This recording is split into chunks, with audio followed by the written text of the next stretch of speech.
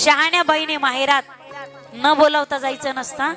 माहेर गावात असलं तरी शहाण्या बाईने, माहेर गावात जरी असेल तर शहाण्या बाईने मुराळी आल्याशिवाय सणासुदीला जायचं नसतं. आणि तुम्ही 3 टाइम चक्र हाणीत असाल माहेरच्या वाड्यात, तर मग ती भाऊजाई तुमच्या देखत चहा उकळी ती. भगुल्यातला कपात होती ती, कपातला बशीत व्हायची ती तुमच्या समोर फुरकी मारती. तुम्हाला म्हणत नाही वंस 2 गोटे घेतात का म्हणून. हा तसं बिनलाजावणी करायचं नसतं. मग 3 टाइम अजिबात नाही. आपण आपल्या वजनात राहायचं. ननंदीने बी माहेर गावात असेल तरी सुद्धा शहाण्याबाईने बिन बोलावता जायचं नसतं. प्रेम नाही आदर नाही, नाही नाही नो मी नीर, तुलसी उसगर मत जाये बरसत कांचनेर नीर. आपला आदर नसेल अशा घरी पैशाचा पाऊस जरी पडत असेल तिकडे रिटर्न फक्त कमी करा. आवाज नका कमी करू. विको विको आवाज नका करू हा कमी. पैशाचा पाऊस पडत असेल तरी अशा घरी शहाण्या माणसाने बिन बोलवता जायचं नसतं. तू मोठा तो ह्या घरचा, त्याची श्रीमंती आपल्या काय कामाची का कोणती? त्याच्या श्रीमंतीने आपल्याला फायदा होणार आहे का? अजिबात नाही. माणसाने ज्या घरी आदर नाही स्वतःचा आपला, अशा घरी बिना बोलावता जायचं नसतं. शास्त्र सांगते पोरगा किती इकुलता असेल पण इकुलता एक म्हणून त्याला डोक्यावर बसून घेऊ नका.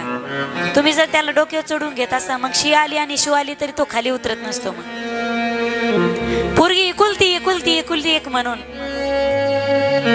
वयात जर पोरगी आली तर शहाण्या माई बापाने तिला दारोदार एकटीने फिरू द्यायचं नसतं. शास्त्र सांगते चाहे कितनी प्यारी हो बिटिया उससे घर घर घुमाना ना चाहिए, चाहे कितना प्यारा हो लड़का उसे सर पे बिठाना ना चाहिए. किती श्रीमंत असेल पण अशा घरी जिस घर पर आदर मान नहीं उस घर पर जाना ना चाहिए. भगवान शिवजी सतीला समजावून सांगायचा प्रयत्न करतात पण सती मात्र हट्टाला पेटते. सती हट्ट करते आणि स्त्री हट्टा पुढे पहा तुम्ही देवाचं चालत नाही. अरे महादेवाचं चालत नाही तिथं नवरदेवाचं काय चालणार आहे? महादेवाचं चाललं नाही स्त्री हट्टा पुढे. सतीच्या हट्टा पुढे भगवान शिवजी हतबल झाले. 2 शिवगण तिच्या सोबत दिले आणि सती माता त्या शिवगणांसहित दक्ष नगरीमध्ये पदार्पण करते.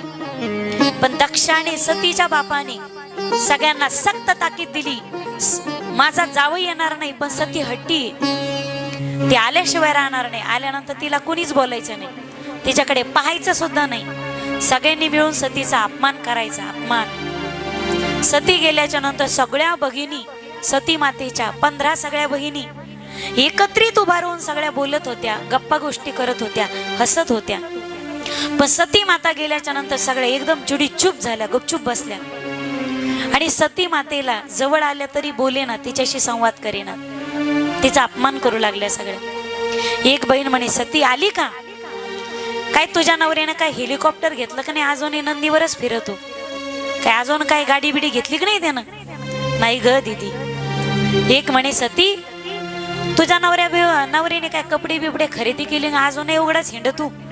नाही ग दीदी. सती तुझा नवरा काय लॉकेट बिकेट घालतो का नाही? म्हणे अजूनही मडक्याच्याच माळ्या गळ्यात गळून हिंडतो.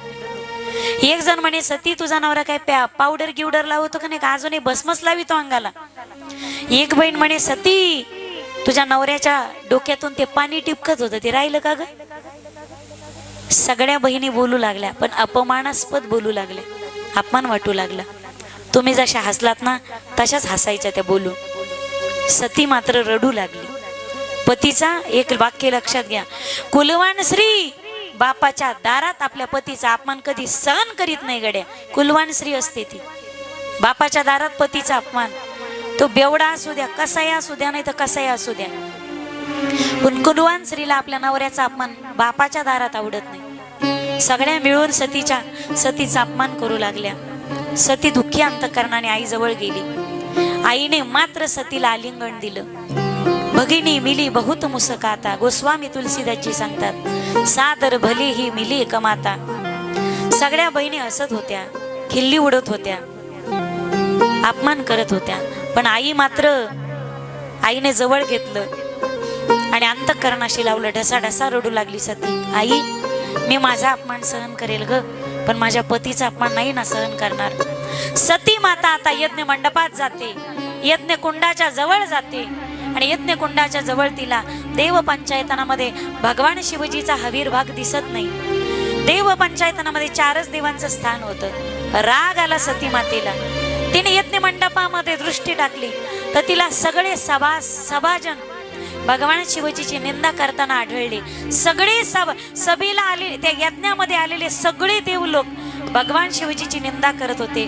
सती माताचं अंतःकरण तळतळल्या गेलं. भयंकर क्रोध आला सती मातेला. तळपायाची आग मस्तकाला गेली आणि सती मातेने आक्रोश केला,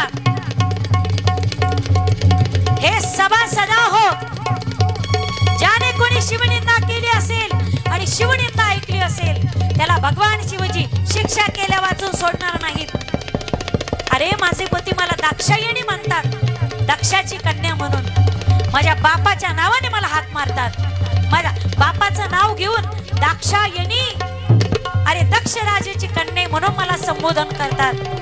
माझ्या पतीला केवढा स्वाभिमानी, सासऱ्याचा केवढा आदर करतात सासऱ्याचा, आणि माझा हा बाप, अरे माझ्या आदर करणाऱ्या पतीचा जर अनादर करत असेल, त्यांचा अवमान करत असेल, अरे भोळ्या महादेवाच्या अंतःकरणाला कुणाचा द्वेष स्पर्श सुद्धा करत नाही. माझा पती मनात सुद्धा कोणाचा अनादर करत नाही, द्वेष करत नाही, मत्सर करत नाही. अशा भोळ्या महादेवाची दक्षा तू निंदा करतोस आणि अशा शिवनिंदकापासून तयार झालेले शरीर सुद्धा आता ही सती ठेवणार नाही. दोन्ही हात जोडले सती मातेने, आकाशाच्या दिशेने पाहिलं आणि भगवान नारायणाला प्रार्थना केली. सती मरत हरी सन बरू मागा, जन्म जन्म शिव पद अनुरागा.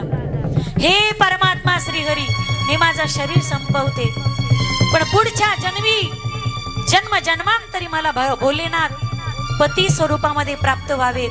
हे श्रीहरी, मी मरते आता, शरीर संपवते, पण माझी इच्छा आहे, माझ्या पदरात वरदान घाला तुम्ही, जन्म जन्मांतरी मला भगवान शिवजी पती स्वरूपात मिळावेत. अशी प्रार्थना श्रीहरीला करून सती मातेने स्वतःच्या शरीरापासून, पायाच्या अंगठ्यापासून योगाग्नी प्रज्वलित केला आणि त्या योगाग्नीमध्ये स्वतःचं शरीर भस्म करून टाकलं. ही बातमी ज्यावेळी नारदांकरवी भगवान शिवजीला कळाली, घनघोर क्रोध आला भगवान शिवजीला. तांडव नृत्य करायला सुरुवात केली. जटा मोकळ्या सोडल्या, जटा आपटल्या, वीरभद्र प्रगट केला आणि भगवान शिवजी तांडव नृत्य करतायत. वीरभद्र प्रगट केला. काय आज्ञा आहे स्वामी? सांगितलं, आत्ताच्या आत्ता दक्षाची नगरी न्यस्तनाभूत करून टाका. दान दान दान दान पावलं टाकत निघाला वीरभद्राने आक्रमण केलं शिवगणात आणि दक्षगणात. तुंबड युद्ध झालं. दक्षाचे गण मारले गेले आणि दक्षाचं मस्तक उडवण्यात आलं. ज्या ज्या देव लोकांनी आणि सभाजनांनी भगवान शिवजीची निंदा केली होती त्यांना शिक्षा देण्यात आली. दक्षाचं मस्तक उडालं. आता यज्ञ तर अपूर्ण राहिला होता ना, यज्ञ पूर्ण कसा होईल? त्यावेळी सगळे विनवणी करू लागले, भगवान शिवजीला शरण गेले आणि भगवान शिवजीची स्तुती करू लागले. कर्पूर गौरम करुणावतारम संसार सारम भुजगेंद्रहार सदा वसंतं हृदयारविंदे भवं भवानी सहितं नमामि. हर हर शंभो शंभो शिव महादेवा, शंभो शंभो शिव महादेवा. सगळेजण भगवान शिवजीची प्रार्थना करतायत. हे शिवजी, आपण करुणा घन आहात, कारुण्य अवतार आहात, कृपा करा. यज्ञ अपूर्ण राहिलाय आणि दक्षाचं मस्तक उडालंय, यजमानच मारला गेला, यज्ञ पूर्ण होणं गरजेचं आहे. अरे ज्याची बायको, ज्या दक्षामुळे सती भस्म झाली यज्ञामध्ये, पण थोडीशी स्तुती केली ना, भगवान शिवजी प्रसन्न झाले आणि प्रसन्न होऊन म्हटले, जो पहिला प्राणी भेटेल गेल्याच्या नंतर त्याचं मस्तक तोडून आणा. आजा पुत्र म्हणजे शेळीचं पिलू, बोकडाचं मस्तक बसवण्यात आलं. यज्ञ पूर्ण झाला.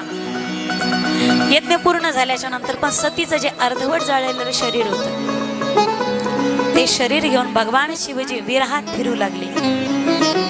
नारायणाने शारून धनुष्याने त्या शरीराचे तुकडे तुकडे केले आणि ज्या ठिकाणी तुकडे तुकडे पडले, ज्या ठिकाणी शरीराचा जो भाग पडला, त्या ठिकाणी भगवती जगदंबेचे स्वतंत्र शक्तिपीठ निर्माण झालं. आणि त्या शक्तिपीठामध्ये आपल्या वाट्याला जे आले, महाराष्ट्राच्या वाट्याला 3.5, मी काल सांगितले ना तुम्हाला, हे 3.5 शक्तिपीठ महाराष्ट्राच्या वाट्याला आलेत. एकदा मोठ्या प्रेमाने सर्वजण जग जयकार करूया. उदयोस्तु श्री महाकाली महालक्ष्मी महासरस्वती राजराजेश्वरी भगवती जगदंबा माता की जय. जगदंबा माता की जय. आई राजा. आणि असं सर्वांनी उठून उभा राहा, पाऊल्या खेळून नाचून नृत्य करून आपण गोड भजन करूयात.